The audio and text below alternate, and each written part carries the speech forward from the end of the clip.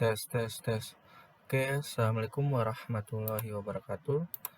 Oke, selamat siang atau sore teman-teman semuanya. Seperti biasa, di sini saya akan lanjutkan kembali pembahasan terkait perancangan pabrik yang punya saya. Pada saat ini, saya akan menjelaskan terkait dengan perancangan heat exchanger. Untuk perancangan alat reaktor, distilasi, sudah ada di video-video saya sebelumnya. Sebelum kita lebih lanjut, kita harus tahu heat exchanger itu apa sih. Heat exchanger merupakan alat penukar panas. Namanya kan alat penukar panas, berarti ada panas yang ditukar. Artinya ditukar, dia bisa diberikan atau dia bisa diambil panasnya. Ketika panas yang diberikan itu diambil dari suatu fluida, berarti ketika kita mengambil suatu panas dari fluida tersebut, berarti temperatur dari fluida yang main fluidanya itu akan menurun. Nah, heat exchanger tersebut disebut juga dengan cooler. Artinya dia ingin menurunkan suhu si fluida pada main fluida. Sedangkan kalau kita ingin memberi panas, artinya kita ingin memanaskan suatu fluida tersebut, yang mengindikasikan bahwa temperatur dari fluida tersebut akan meningkat, sehingga alat tersebut disebut juga dengan heater. Nah, heater dan cooler itu sama-sama heat exchanger, tapi perbedaannya kalau heater menaikkan temperatur, kalau cooler itu menurunkan temperatur. Nah, pada saat ini saya akan menjelaskan terkait perancangan exchanger. Fungsi dari heat exchanger ini yaitu untuk menaikkan suhu feed reaktor dari 98,8 menjadi 120 derajat Celcius, yang artinya heat exchanger yang saya rancang itu adalah heater atau artinya ingin memanaskan. Nah, jenis yang digunakan itu ada double pipe heat exchanger. Kenapa sih kita pakai double pipe heat exchanger? Nanti ada penjelasannya. Dan juga kenapa sih menggunakan stainless steel? Karena fluida yang dialirkan itu bersifat korosif. Jadi, kalau kita tidak menggunakan stainless steel, pipa-pipa pada heat exchanger itu akan terkorosif sehingga akan cepat rusak. Maka dari itu, menggunakanlah bahan stainless steel SA240 grade 316.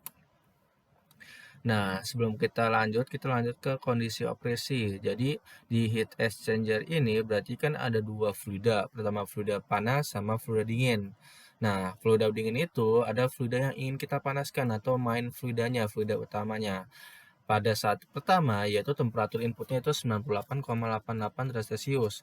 Dan temperatur outputnya itulah 120 derajat Celcius. Jadi, kita ingin memanaskan temperatur feed dari 98 jadi 120 dengan tekanannya berapa, 1,5 atm dengan laju meshnya sebesar 12.437 kg per jam.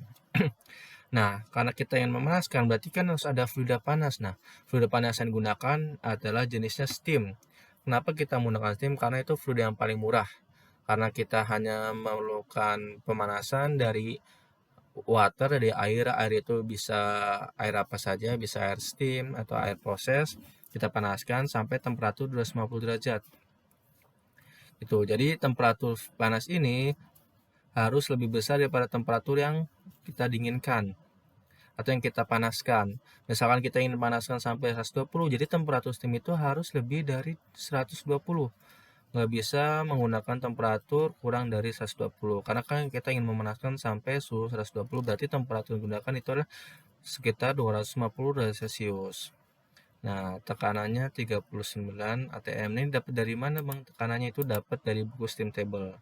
Jadi kalian bisa lihat temperatur sama tekanan pada table steam table, bisa di buku buku Paulsen, buku Richard dan lain-lainnya. Nah, pada jenis steam yang digunakan itu ada dua. Kalian bisa menggunakan panas sensibel atau panas laten. Kalau panas sensibel artinya kalian ingin menghasilkan panas dari steam, tapi steam tersebut tidak terjadi perubahan fasa, steamnya itu masih uap, tapi terjadi perubahan temperatur. Tuh, tapi karena di sini saya menggunakan panas laten, jadi panas yang digunakan itu adalah panas untuk merubah fasa. Jadi yang pertamanya steamnya itu masuk ada saturated vapor, di panas terjadi pindah kontak sehingga terjadi perubahan fase jadi saturated liquid, sehingga temperaturnya itu akan tetap sama 250, tapi fasa yang dihasilkan itu berbeda. Berbeda kalau kalian menggunakan panas sensibel. Panas sensibel ini temperatur outputnya akan berubah nih. Misalkan lebih rendah, misalkan jadi 150, tapi fase gasnya tetap sama. Misalkan saturated vapor terus, atau superheated vapor, atau misalkan liquid-liquid semua gitu.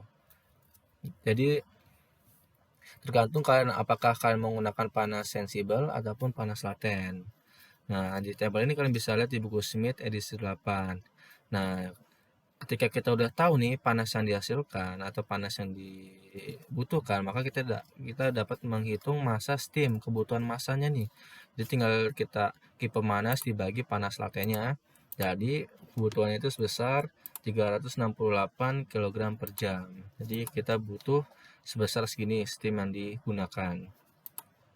Selanjutnya, setelah kita menentukan kondisi operasi, kita menentukan sifat fisik. Oke, selanjutnya kita akan membahas terkait sifat fisiknya. Jadi dari fluida yang mengalir kita harus tentu dulu spesifikasi dari fisik dari fluida tersebut nih. Pada fluida dingin itu komposisinya terdiri dari ada asam akrilat, 2 etil heksanol, ada 2 etil heksil akrilat sama H2O, dan komposisinya seperti ini nih fraksinya. Berarti banyakkan asam akrilat sama 2 etil heksanol. Yaitu kita nentuin kapasitas panas. Nah, kapasitas panas ini dapat dari buku Karyaus. Itu tahun 99 kalian dapat, itu ada koefisien ini A, B, C, D. Nah, setelah itu kita nentuin kapasitas panas nih. Ketika kita dapat A, B, C, rumusnya itu adalah kalian bisa lihat di perhitungan neraca massa, saya udah bahas secara detail. Jadi di sini saya hanya jelasin secara singkat saja. Di sini ada kapasitas panas. Setelah kita dapat, kita nentuin kapasitas per fraksinya nih. Tinggal kita kali fraksi dapat kapasitas totalnya. Setelah itu kita nentuin berat molekul campurannya sama BM-nya, tinggal kali massa dapat fraksinya. Terus tinggal dapat BM per fraksi. Setelah itu kapasitas panas totalnya yang ini yang dijumlahin Joule per mol Kelvin, kita konversi aja. Tinggal dibagi ini BM jadi kilojoule per kilogram per Kelvin. Setelah itu kita menentukan konduktivitas termal cair, di mana ada dua nih, ada komponen organik sama komponen anorganik.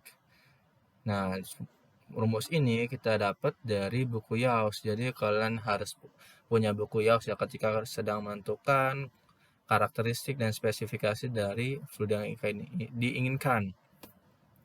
Rumus ini dapatkannya. Nah, kita lihat bahwa anorganik itu merupakan adalah air.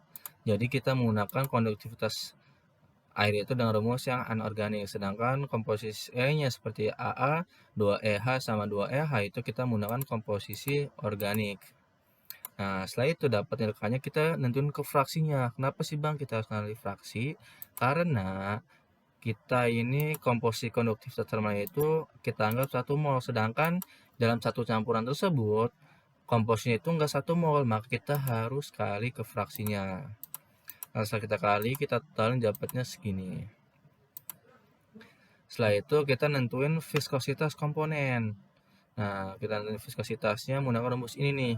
Ini kalau komposisinya itu adalah liquid, kita menggunakan rumus ini. Kalau misalkan bukan liquid atau uap, menggunakan rumus lain. Karena di sini komposisinya liquid, kita menggunakan rumus si liquid.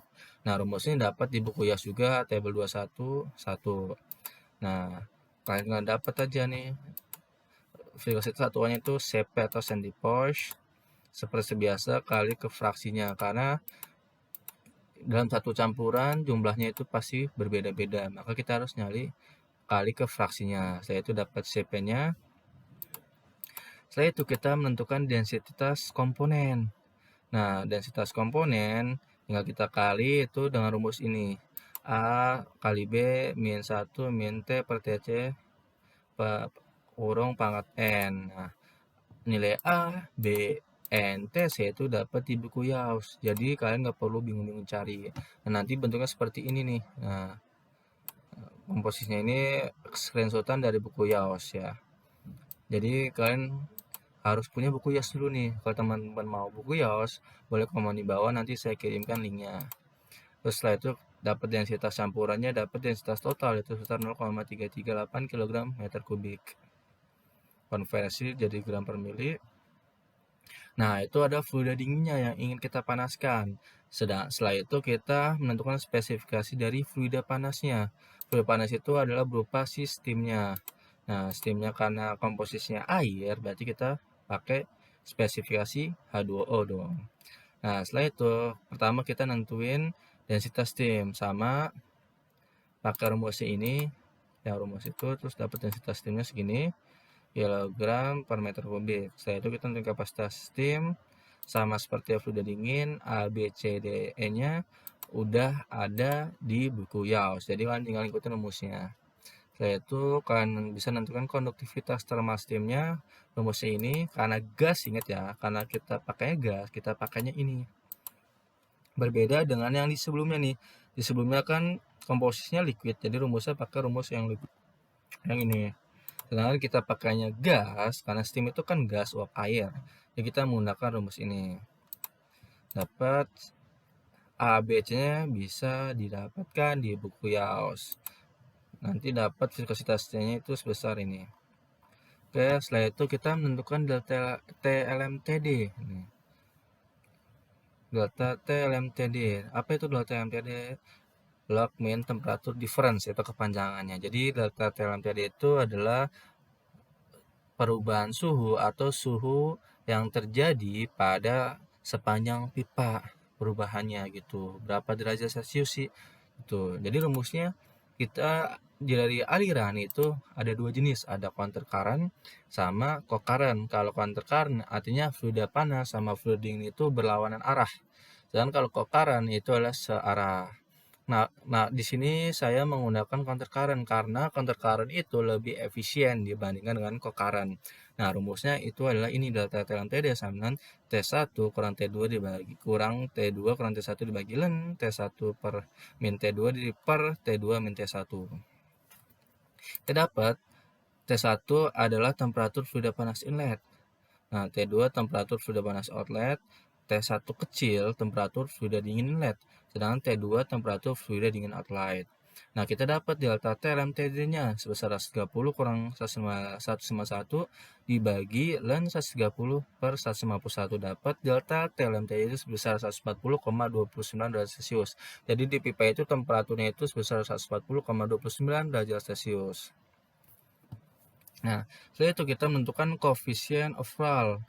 Nah, coefficient of Rayleigh itu adalah kemampuan si suatu fluida itu dalam menghantarkan panas atau seberapa efisiensi si alat tersebut dalam menukar panas. Nah, disimbolkan dengan coefficient of Rayleigh. Karena hot fluid kita menggunakan steam dan cold fluidnya organik, maka range UD-nya itu adalah 50 sampai 100. Kita bisa lihat di buku apa namanya, di buku Cowler atau di buku Tauler. Kalian bisa lihat di table 1536 page 117 Lewis volume 3. Dapat di karena range-nya itu 50 sampai 20, kita lihat di sini range-nya 50 sampai 20, maka kita bisa menggunakan udahnya 80, dipilih aja yang penting di antara range ini. Hari ini nih masih trial. Nanti untuk nilai U sebenarnya secara aktual kita bisa cari di bawahnya nanti. Nah, kita dapat Q-nya sebesar ini. Nah, kita nentuin luas perpindahan Q dibagi U kali delta T LMTD. Dapatnya 29,62 feet kuadrat. Nah, ketika luas perpindahan panas kurang dari 200 feet kuadrat, maka jenis H yang digunakan itu double pipe heat exchanger. Tapi kalau misalkan luas perpindahan areanya itu lebih dari 200, maka kita menggunakan jenis heat exchanger itu adalah cell and tube. Nah, jadi makanya kenapa sih di awal tadi jenis tipe heat exchanger-nya itu adalah double pipe, karena luas perpindahan panasnya itu kurang dari 200. Makanya kita menentukan jenis yang digunakan adalah double pipe heat exchanger. Oke, setelah itu karena ada namanya double pipe berarti ada dua pipa yang berbeda ukurannya. Nah, setelah itu kita menentukan dimensi pipa. Nah, dalam penentuan dimensi pipa itu ada standarnya di buku Kern halaman 84. Kita bisa dapat kalau outer pipe kita gunakan 2 inch, maka inner pipe-nya adalah 1/4 inch. Nah, kalau misal kita pakai 4 inch yang outer pipe, maka inner pipe-nya itu adalah 3 inch. Jadi double pipe itu adalah ada sebuah pipa, di dalamnya juga ada pipa gitu, namanya double. Berarti kan di luar ada satu pipa, di dalamnya ada pipa lagi yang lebih kecil ukurannya. Nah, disebut juga dengan double pipe. Nah, kita pakainya 4 sama 3 inch. Nah, outside number-nya dan inside kita bisa lihat ke table ini nih. Nah, di table ini bisa dilihat table sebelah. Jadi udah keterangan, udah tahu nih scale-nya berapa, flow area pipe-nya berapa. Jadi nggak perlu kalian bingung-bingung lagi. Nah, setelah itu kita menentukan per inner sama pipe. Nah, di sini di inner menggunakan hot fluid, sedangkan di shell itu menggunakan cold fluid. Jadi fluida panasnya itu ada di inner pipe, di dalam pipanya, sedangkan di shell-nya itu ada cold fluid-nya. Nah, kita nentuin dulu nih inside dari inner pipe-nya dulu deh, dari diameter. Inner pipe-nya sebesar ini, dari inside diameter R267 yang sini. Kalau di shell itu berarti D1-nya ini 3,5 in ada di sini 265 outside diameter. D2-nya ini. Nah, inside diameternya. Oke, karena dia shell berarti kan dari 1 sampai 2 ya. Oke, selanjutnya kita nentuin diameter ekuivalen. Nah, jadi diameter ekuivalen itu diameter yang terekuivalen dari dua pipa. Nah, pada si diameter ekuivalen nih rumusnya itu D2 kuadrat kurang D1 kuadrat dibagi D1, dapatnya ini rumusnya. Nah, D2 itu dari ini yang di atasnya. Itu kita nentuin flow area, seberapa cepat sih fluid itu ngalir dalam pipa tersebut. Rumusnya sama A sama V D kuadrat per 4. Kalau ini karena dia terekivalen, makanya D kuadrat per D1 kuadrat. Oke, dapatnya itulah ini dapat ini. Setelah itu kita nentuin mass velocity, kecepatan. Nah, kecepatannya kita lihat di bagian si inner pipe-nya dulu yang hot fluid, di mana laju masanya itu sebesar 368 kg per jam. Maka rumusnya itu adalah MT per AT, laju mass dibagi flow area. Maka didapat 77.251,9 kg meter kuadrat per jam. Kalau di bagian shell atau outer annulus, karena laju mesh-nya itu ada 12.000, flow area-nya itu adalah ini 0,02, maka kita tinggal dibagi saja. Jadi satunya 3 kg per jam meter kuadrat. Setelah itu kita menentukan viscosity yang kita tentuin di sebelumnya. Nah, biar jadi tinggal kalian copy aja. Setelah itu kita nentuin NRA atau bilangan Reynolds number. Nah, NRA itu apa sih? NRA itu adalah mengindikasikan apakah aliran dalam fluida dalam pipa tersebut bersifat turbulen atau tidak. Gitu. Kalau dia misalkan turbulen, berarti NRA-nya biasanya lebihnya dari 3.400. Kalau dia NRA-nya lebih kurang dari 3.400 disebut laminer. Jadi kalau aliran turbulen itu aliran acak gitu. Sedangkan laminer itu alirannya itu ya searah. Rumusnya ini.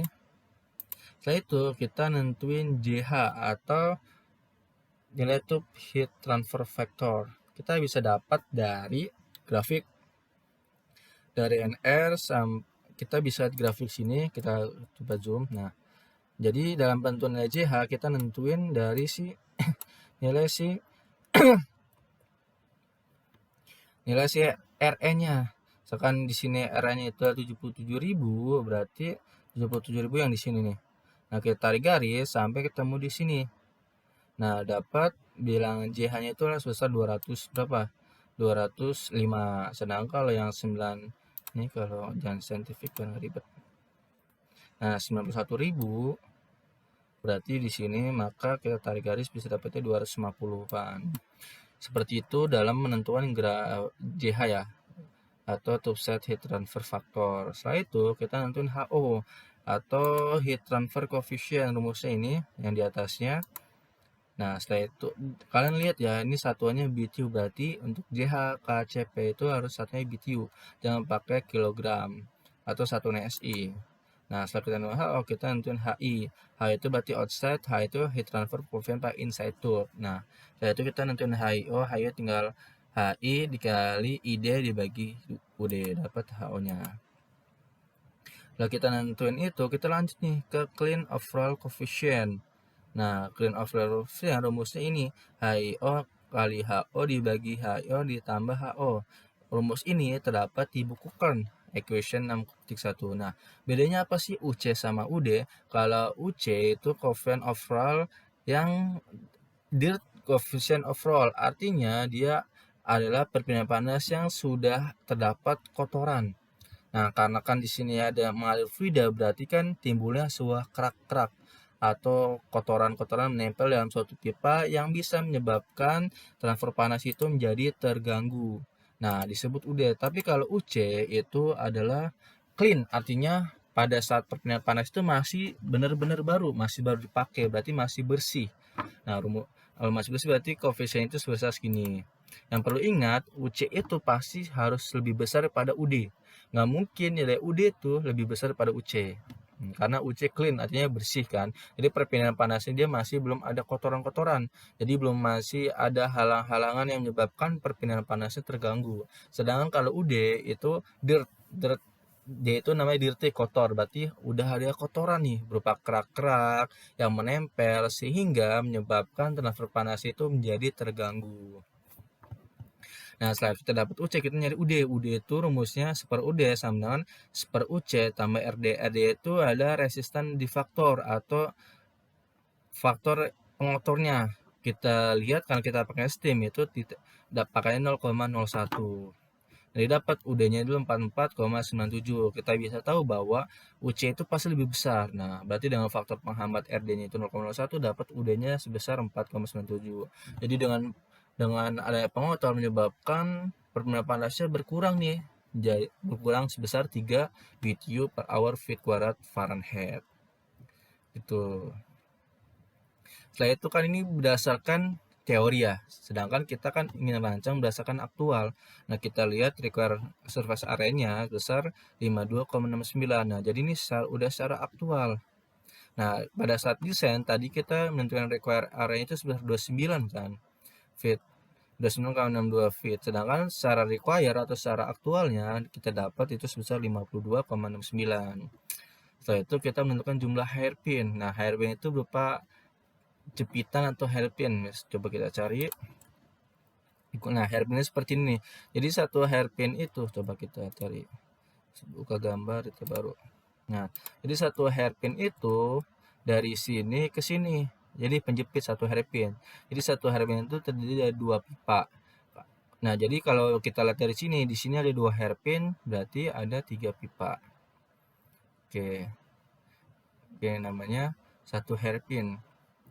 Oke, itu ya. Terus kita lanjut lagi. Nah, kita nentuin panjang hairpinnya nih, berarti require surface area dibagi external surface inner pipet. External surface yang ini, yang atas, yang external surface. Nah, kita dapat L itu sebesar 17 meter. Jadi panjang hairpin itu 17 meter. Jadi panjang dari sini ke sini itu 17 meter. Cuman panjang. Nah, karena itu panjang pipanya, karena kita pengennya itu satu hairpin ada 2 pipa, maka tinggal kita bagi saja nih. Nah, berdasarkan buku Kern page 103, biasanya panjang pipa dipakai itu sebesar 12 sampai 20 feet. Kita pakai 20 feet saja.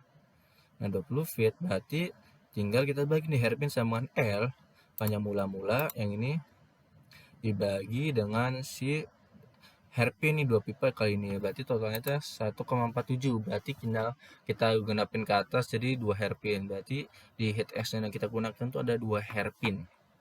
Nah, 2 hairpin berarti ada 4 pipa. Nah, ini 4 pipa. Ini ada satu, nah tarik lagi sini. Ini cuma ada 3 pipa ya.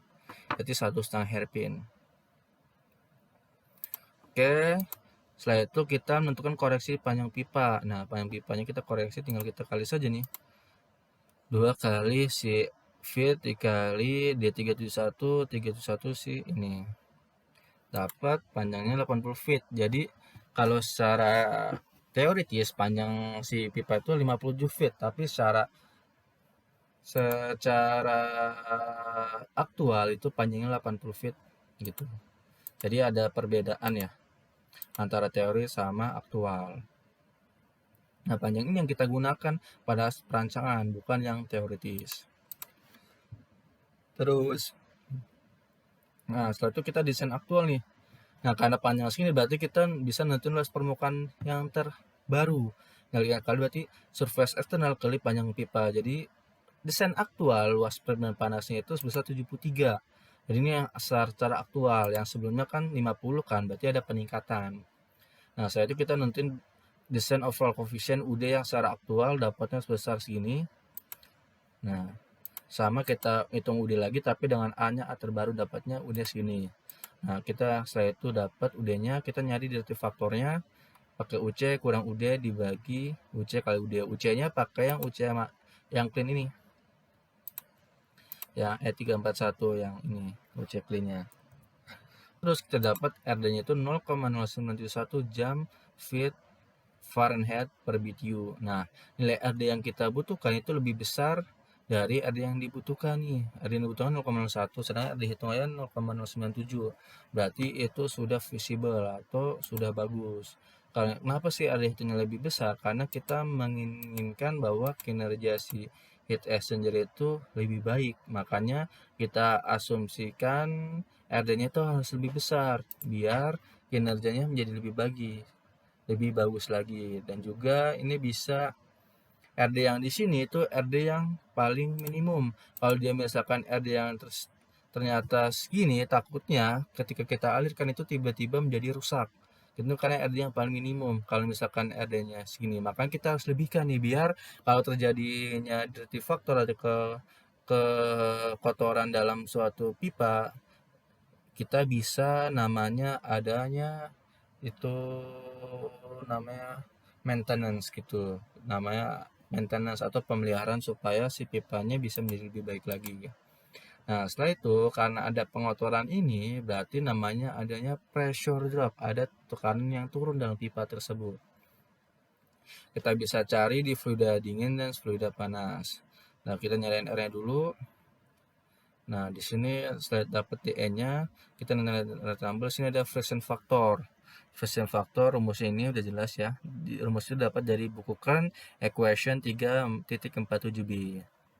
Ini juga sama dapat segini, terus kita nentuin Van equation. Rumus itu ada di buku Kern.